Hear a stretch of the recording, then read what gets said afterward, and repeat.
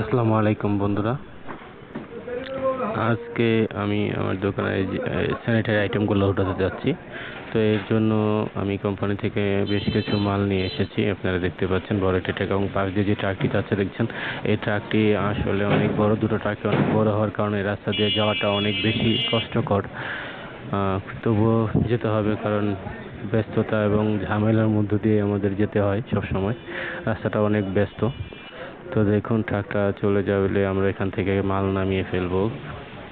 আমরা এখন ফিটিংসগুলো নামিয়ে নিয়েছি এবং ধীরে ধীরে সেগুলো বুঝিয়েও নিয়েছি কোম্পানি নিযুক্ত কর্মী থেকে। এরপর পাইপগুলো বুঝিয়ে নিয়ে আমরা আসলে আমাদের বাকি কাজগুলো করে নেব। তো আপনারা দেখতে থাকুন, আমি কাজটা করতে থাকি। সবাই ভালো থাকবেন, সুস্থ থাকবেন। আল্লাহ হাফেজ।